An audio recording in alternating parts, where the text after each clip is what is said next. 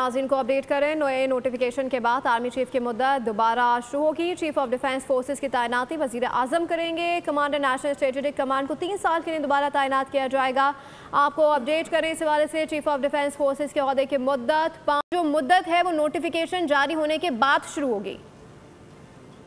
जी ज़ाहिर है बहुत बड़ी डेवलपमेंट है और आज भी हमारे प्रोग्राम में अब से कुछ देर पहले जो है वो बात भी हुई है और ये भी देख सकेंगे सब 8 बजे। हमने इसको पहले ही डिस्कस किया क्योंकि ये खबर आ गई थी, हमने इसको डिस्कशन में लाए, लेकिन ज़ाहिर है उस वक्त ये खबर ब्रेक नहीं हुई थी तो हमने बहुत ज़्यादा इसके ऊपर बात नहीं की। लेकिन ये चीज़ जो सामने आई है एक बड़ी डेवलपमेंट है और आर्मी चीफ जो है वो सीरियस होंगे फॉर नेक्स्ट 5 ईयर्स और ये टेन्योर पोस्ट है 5 ईयर्स के लिए। और इसमें ज़ाहिर पूरा एक स्ट्रक्चरल चेंजेस भी आपको दिखाई दे रहे हैं। अमेंडमेंट के जरिए जो फैसला किया हुकूमत ने उससे ज़ाहिर आपको ये दिखता है कि जो मौजूदा आर्मी चीफ हैं वो सीडीएस का ऑफिस संभालेंगे फॉर नेक्स्ट 5 ईयर्स और बाकी भी जो स्ट्रक्चरल चेंजेस करने हैं उसके ऊपर ज़ाहिर तफसीलात उसकी आहिस्ता आहिस्ता सामने आएंगी। आर्मी चीफ ही जो है सीडीएस होंगे क्योंकि ये ज़ाहिर प्राइम मिनिस्टर ने सीडीएस अपॉइंट करना है और उन्होंने आर्मी चीफ के ओहदे को सीडीएस में कन्वर्ट किया गया है अमेंडमेंट के जरिए। तो अब जो मौजूदा आर्मी चीफ हैं वही सीडीएस होंगे फॉर नेक्स्ट 5 ईयर्स। सर ये बड़ी डेवलपमेंट है और आदिल ये कोई नए बिल्स नहीं है, 27वीं तरमीम से मुताल्लिका कवानीन में तरमीम की गई हैं। सिर्फ आज़म नेज़ीर तारर की जानिब से भी ये वाज़ेह किया गया है।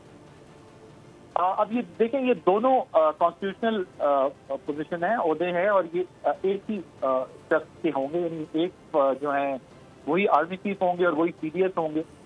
उनके पास ये ओहदे होंगे। ये कॉन्स्टिट्यूशनल पोजीशन जो है वो क्रिएट की गई है इस प्रोसेस के थ्रू। बल्कि हमारे पास अभी डिस्कशन जिस वक्त हो रही थी तो इसमें बड़ी डिटेल से हमने मौजूद थे लॉ एक्सपर्ट जिनके साथ डिस्कशन की है, इस पर बात की है। इसकी बड़ी तफसीलात उन्होंने बयान की हैं कि कैसे सारा प्रोसेस एग्जीक्यूट होगा आने वाले दिनों में और इसके ऊपर किस तरीके से काम होगा। तो बड़ा डिटेल के साथ इसकी डिस्कशन की गई है। तो मौजूदा आर्मी चीफ अब सीरियस होंगे फॉर 5 ईयर्स। कॉन्स्टिट्यूशनल ऑफिस है उनके पास और ये एक ही शख्स यानी आर्मी चीफ और सीरियस अब ये एक ही ओहदा होगा। इससे जो है वो एक सेंट्रल कमांड 4 स्टार जनरल को दी जाएगी, एक जो है वो दूसरे 4 स्टार जनरल को पोजीशन दी जाएगी। तो इस तरह से ये 2 4 स्टार जनरल प्रमोट होके उन पोजीशन पे चले जाएंगे। एक सेंट्रल कमांड का ऑफिस चला जाएगा और आर्मी चीफ जो है वो पे सीडीएस बन के यानी तीनों अफवाज की जो तीनों डिफेंस फोर्सेज हैं हमारी उसकी कमांड अब इनके अंडर होगी, under one roof, under one umbrella, under one office.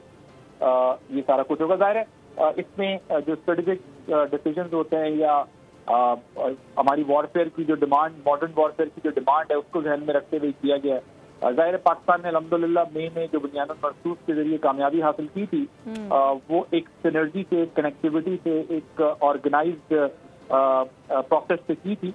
लेकिन उसके लिए डेफिनेटली एक इंस्टीट्यूशंस के अंदर भी ये फीलिंग थी कि इसके लिए एक जो इंटरनेशनल प्रैक्टिसेस भी हैं, कई ममालिक में दुनिया के ये प्रैक्टिस है, सीडीएस का ऑफिस होता है जिसके जरिए आप वो जिसको वन विंडो ऑपरेशन भी आप कह सकते हैं कि आप एक ही जगह से बैठकर तमाम प्रोसेस को ऑब्जर्व भी करते हैं, कमांड भी देते हैं और डिसीजन मेकिंग भी होती है। तो उसको मेरा ख्याल है मटेरियलाइज किया गया है। जो चीज़ थ्योरेटिकली चल रही थी उसको प्रैक्टिकली कर दिया गया है और ये दुनिया में प्रैक्टिस भी है। पाकिस्तान कोई पहला या वाहिद मुल्क नहीं है जिसमें ऐसा हुआ है। तो पाकिस्तान के कॉन्टेक्स्ट में ज़ाहिर है आपको पता है हर चीज़ पे बहुत ज़्यादा डिस्कशन होती है।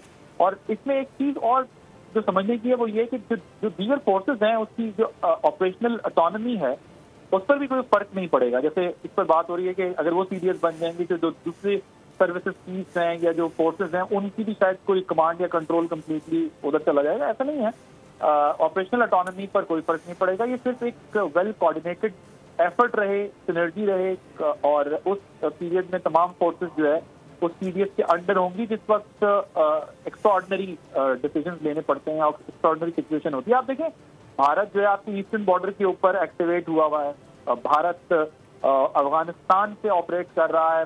फितना अल खवारिज का फितना हम इस्लामाबाद में भी धमाका देख रहे हैं, हम वाना में भी कैडेट कॉलेज पे अटैक देख रहे हैं, बलोचिस्तान में ट्रेनों के ऊपर जाफर एक्सप्रेस का वाकया देख रहे हैं, हम اور علاقوں کے اندر دیکھیں تو پاکستان کے انٹرنل اور ایکسٹرنل جو چیلنجز ہیں وہ بہت بڑے ہو چکے ہیں، تو اس لیے اس کے لیے آپ کو ایک بہت بڑے ڈیسیجنز، بولڈ ڈیسیجنز بھی کرنے ہیں، تو یہ اسی کی ایک کنٹینیوٹی ہمیں دکھائی دے رہی ہے اور اسی کا یہ ایک سافانہ ہے۔ صحیح، بولڈ ڈیسیجن کرنا یقینی طور پہ بڑا امپورٹنٹ بھی ہے۔ جوائنٹ چیف آف جو chairman joint chief of staff کا آفس تھا وہ ختم ہونے کے بعد یہ ضروری تھا، کیونکہ حکومت نے فیصلہ کیا ہے کہ اس آفس کو ختم کرنا تھا، chairman joint chief of staff جو ایک زمانے سے پریکٹس چلی آ رہی تھی، تو اس آفس کو ختم کرنے کے بعد اب یہ ضروری تھا کہ ایک سینٹرل کمانڈ میں تمام فورسز کو لایا جائے، کیونکہ جو chairman joint chief of staff ہوتے ہیں وہی چیئر کرتے تھے تینوں افواج کے جو